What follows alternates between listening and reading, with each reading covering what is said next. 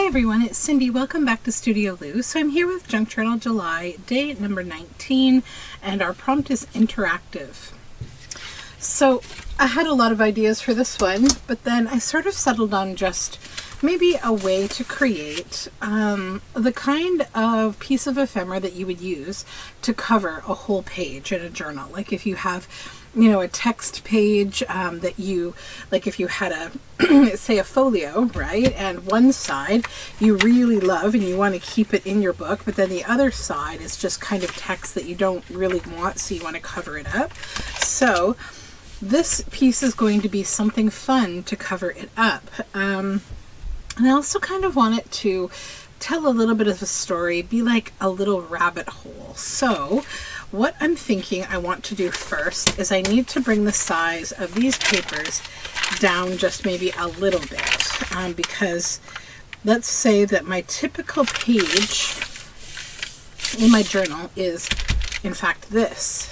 So what I'll do is maybe I'll use my cutter for this one moment, just so we can get these all the same size.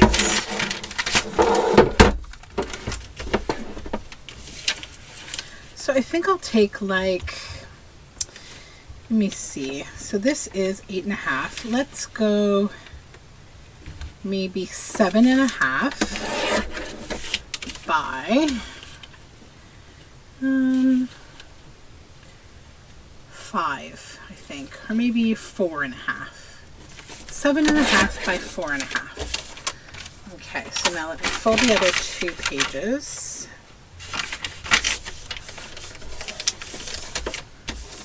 I think I actually will only need one more of these. 7.5 and 4.5. Then let's put these together. What I'd like to do now is just trim a little bit off of the side where the fold is, with the intention to just cut them apart so that I now have 4 pieces of paper instead of 2. So now we have almost like a little notebook, okay? So what I'm going to do now is, on this first page, I'm going to not fold it in half, but kind of just, hold it like this. Don't create a crease, except in the very middle. And you're going to tear just a little hole about that size, okay? Freeform, not a circle, doesn't matter, not perfect. Now the second one, we'll do the same thing, and we're going to make that hole just a tad bigger.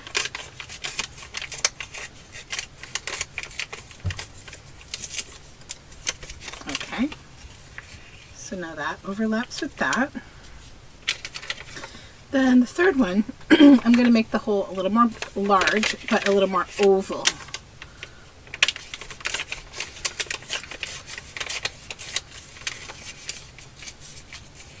And freeform. See, it's a little misshapen. It's not a perfect circle. So see, now we have these 3 layers, okay? So now I'll just throw those in my scraps, and I need some ink. And this last one, I'm just going to leave it alone. So first I'm going to just ink around the edge of the circles just to make them stand up.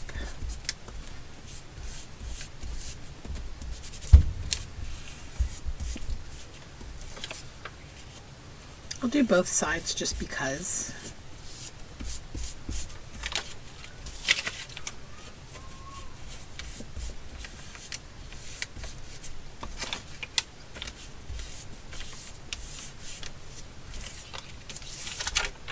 And this last little one. Okay.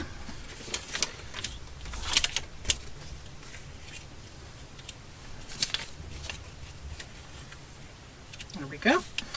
Then what I want to do to help me tell my story, basically, so this will lay on top of here, is I'm going to use a couple things. So one is going to be this Field Guide to Wildflowers, and the other is the Secret Garden Activity Book. So first I want to find just a lovely kind of contrasting color, like maybe this pink. Not red, because I don't like red with green, unless it's Christmas or, I don't know, in nature itself. So what's going to show is what will be here. Okay, so if we think about the size of that, I want to get a piece of paper that will be a little more busy in this spot where it's going to show. Yellow would also be nice. Not quite. This might not be the right book. Hold on one second, I'll get a different book.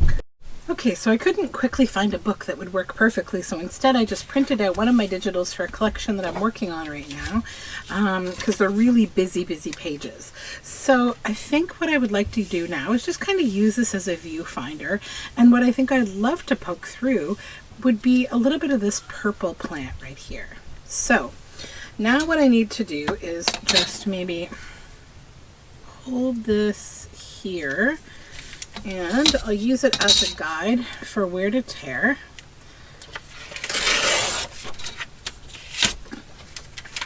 My paper.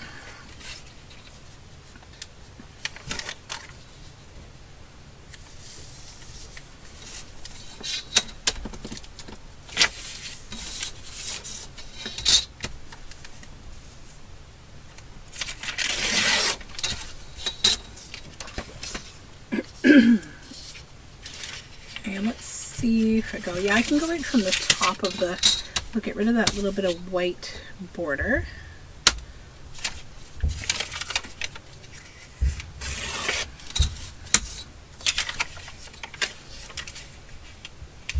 I need a little tiny bit of paper at the top to be like a flap, I think.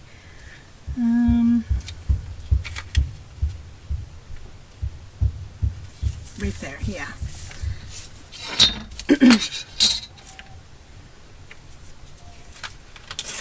Okay. So now let's get this back piece of paper. And you know, I mentioned I wanted a little flap, right? So the good thing about me using a digital is that now I don't have to cover the back because I've already got paper there.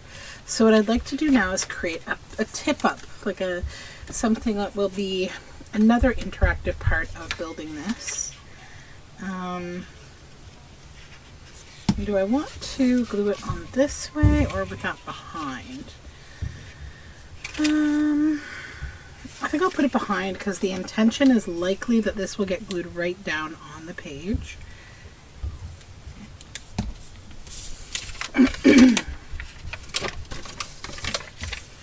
So then we'll take this back untorn piece of paper, lay it down. What am I doing? Hold on. Yeah, I'm doing that right. Okay. Sometimes when I do these things without a plan, I'm like, wait a minute, what am I doing?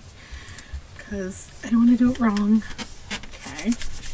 So that's the back of the piece that's going to get glued down onto your page of your journal. And then you're going to have this tip up right here. Okay. So then you have these two pieces and this piece, these three pieces really. So we want this on top of here and we want the big one on top of there. So the little one goes in the back, okay? So you're going to have a peek through window there.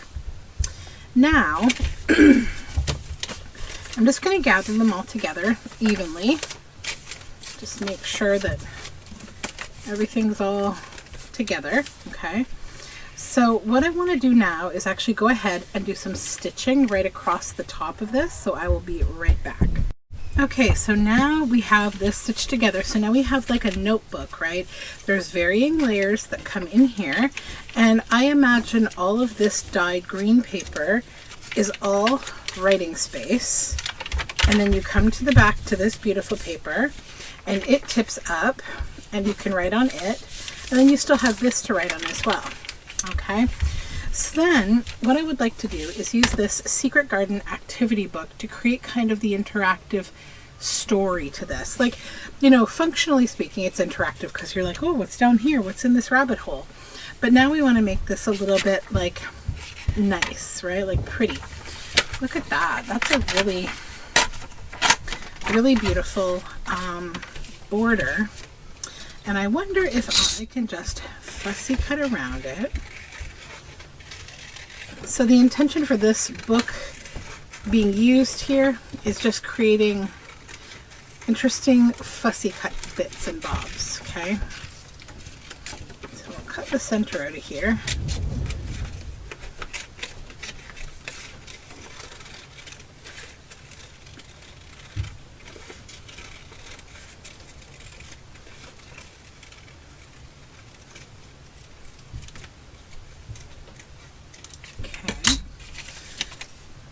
This aside, I don't think there's anything else too useful on there. Now this won't fit there, but would it fit on here? And what would we need to do to make it feel like it works there? Or is it better on the back or at all? That's the next question. Because sometimes it doesn't work at all. I think it could work here. But some part of me, I feel like I'd like it to go this way, but it's too wide.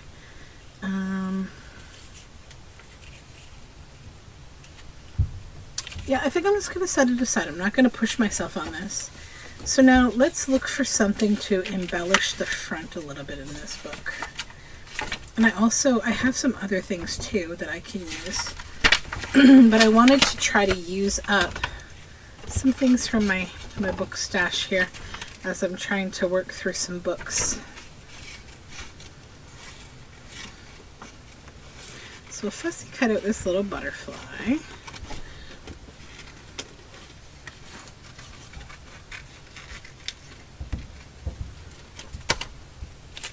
And I'm going to go to the very back here with that maybe and see how a layer like that will look. Okay, so I think it's important probably to consider this all like what's going to be visible here. So I'm going to grab, you know what, I may end up changing my mind on the fussy cuts from the book. 1 second. I'm going to grab my bin. I have all these things that are pre-fussy cut out. And some of them are 49 in Market. They're from 49 in Market paper, and they are really nice and thick and lovely. I also have this bird. It's pretty interesting. I don't know if I have. And I apologize for the banging you hear. That would be my kids upstairs, just kind of doing their thing. There's another bird and a bow. I like the bow. I kind of like the bow with the gray bird. They're like the same tones. Okay, we're getting somewhere now, I think. I just needed the right things. I'll throw those into my fussy cut arsenal and we will change our pace a little bit here. Okay, so I'm going to start by just gluing this down. I'm going to just put it right where I want it. So, okay, and then this bird. I love that they're the same color, really, that grayish tone. I also didn't anticipate using any gray in this piece. But that's how things just go along on the journey, right?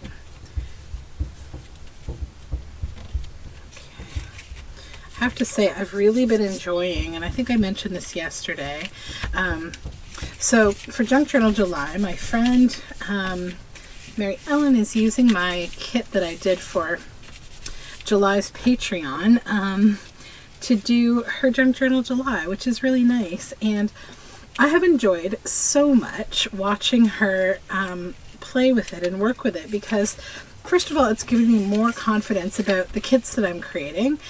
And secondly, like, if I needed a spokesperson to show you how creative you can be with these kits. She is the one, because holy moly, I love watching her process and how she's taking things apart and doing different things. Like, it's just really, really fascinating to watch somebody else work with like your vision of something and do what they're going to do with it and do something as cool as what she's been doing. So yeah, I'm really, really happy about that. So don't worry about these back sides. We're going to come back and do something with that. I know there's some ugly kind of back page writing there. Don't worry, I have an idea for that. I think I might put a little bit of a yellow flower here, because I kind of want some yellow to be poking through. So right about there.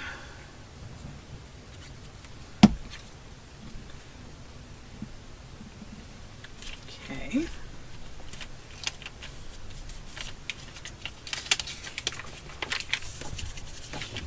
And then back here, maybe a simple little green butterfly can be poking its head up there.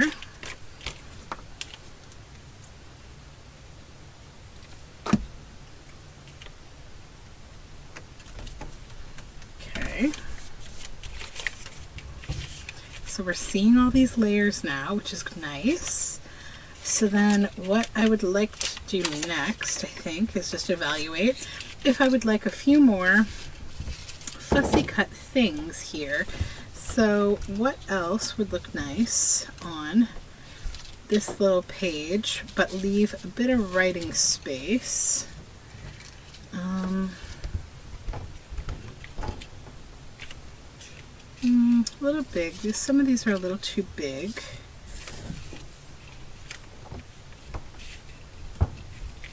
I like that one. I like the color contrast of the peachy color with the bluey green. That's nice. And it doesn't take up the whole page, so there's still lots of writing space there.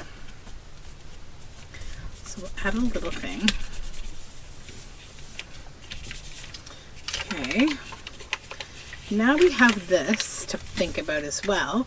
So I would like to add something to this, like a pink butterfly on the back of the flip out at the bottom. Or maybe actually at the top. We'll do it up at the top. Okay.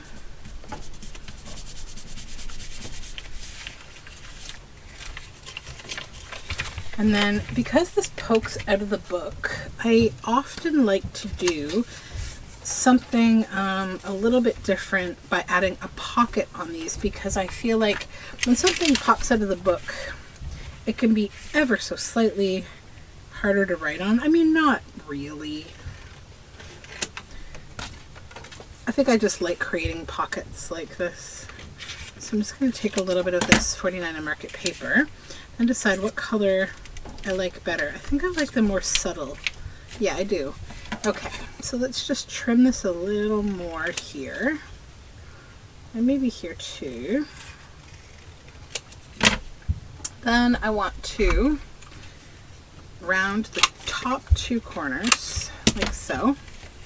And then we will create a tiny little pocket.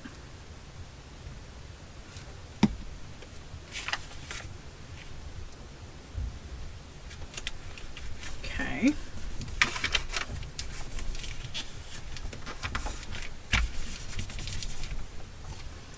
Then bring this down. Now, I would like some kind of a word snippet on the front, or a story. Is there anything in the secret garden? Let me check.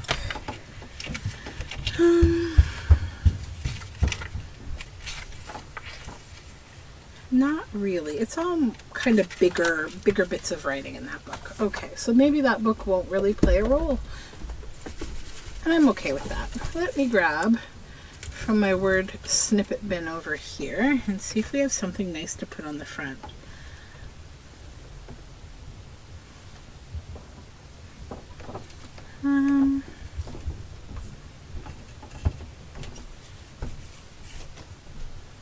Pinning the tail on the donkey. Suddenly they signaled for silence. Nope. One Night a Wandering, maybe.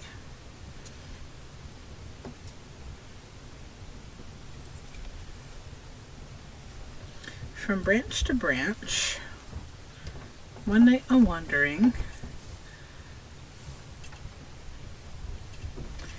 4 and 20 Blackbirds. That's cute. Let me grab a couple more things out of the word bin. I need to do word snippets. I've been falling behind on my word snipping. Okay. Searching the fields and woods.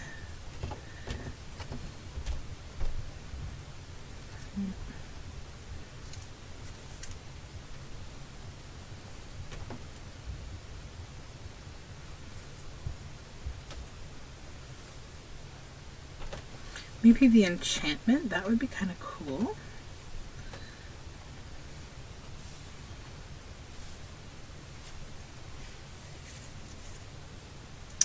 All right, let's just start gluing these down. One Night a Wandering. So I figured this front page, I'm not going to stress about it having a bunch of writing space. It's going to be filled up because the others aren't.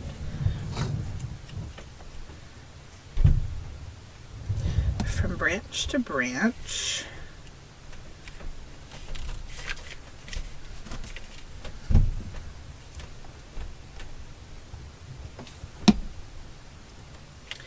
The enchantment. Okay. So let's put all these word snippets away.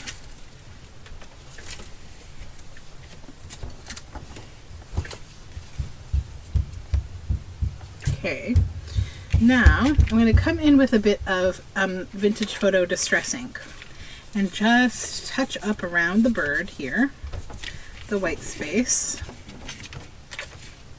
Then back here, I'm going to touch up around the white space on these fussy cuts.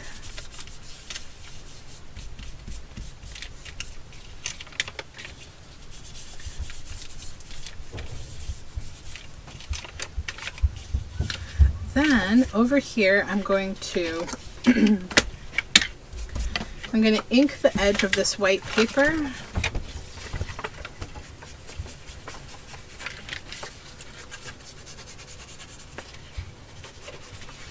And a little on the pocket.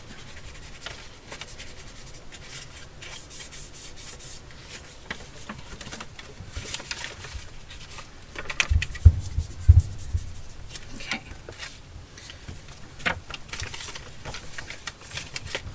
So now, just give me 2 seconds. I'm going to get some paint and we're going to finish this up. Okay, so I grabbed my paint, but I also found this little bit of book spine, which I want to add a little bit of book spine on the front of this because if you've been here for a while, you know I'm pretty nuts about old grungy book spine bits, and this one is some just old raggedy cheesecloth that I think will add a nice element of grunginess to the side here. And I'm just going to take a book page from my glue book and just kind of smoosh it down for a moment and then peel it up, and then that'll take away all that excess glue, and it is our glitter glue, so it's not going to leave any ugly white marks or anything. Okay, so the paint I want to use is this Delta Ceramcoat Paradise acrylic paint. This is one of my very favorite paints, and what I'm using it for is to get rid of these weird, you know, out of the you know, kind of theme white spaces and weird papers. I'm going to add a little bit, just a little bit of coffee to this to change the color, because if you look at the paper and the ink, you know, we've got a grungy bluey green and some brown. So I'm just going to think about that as a theme. I'm just going to come in and I'm going to touch the back of anything that's poking through on the back, and then just a little bit also around the edges, okay? So then, let me lift up this book page for a moment that I painted on. I'm going to pull just a few pages off of here that I can use for this blotting that I want to show you. So when you're working on something and you don't want to wait forever for it to dry, you don't actually need a ton of paint. So you can blot, okay? Just blot with a book page. And it does not change how effective that is. So then we'll come to the next page, flip that over, and then come back. This one will need a little more coverage because it is, a paper that has something on it. So you might want to use your paint just straight, a more opaque paint. But to be completely honest, what I really just see there is a bit of texture. I'm not really seeing what's there. So it's almost kind of like a pattern. So let's blot that. And I don't want to blot it too much. And I might come in with a bit of paint because now I can see it. So now that I've blotted it, I see it a little too clearly. So I'll come in with the more opaque straight paint. Okay, and I won't blot that. I'll let that do its thing. Let's come over here. I need just one more hand. Okay. Now the third and final page that we need to cover is this one. There we go. And now we just need to let this dry. I'm just probably going to stand it up, let it sit like that for a second. Use this. I'll probably just paint these pages. I'll give a little break for this to dry and I'll come right back. Okay, so this is all dry and done, and I'm really loving how it looks. So what we've created is kind of a little interactive down the rabbit hole flippy booklet that can cover the whole page of a journal. So say you wanted this page, you liked what it had on it, but this page you weren't so into it, you can cover this whole page.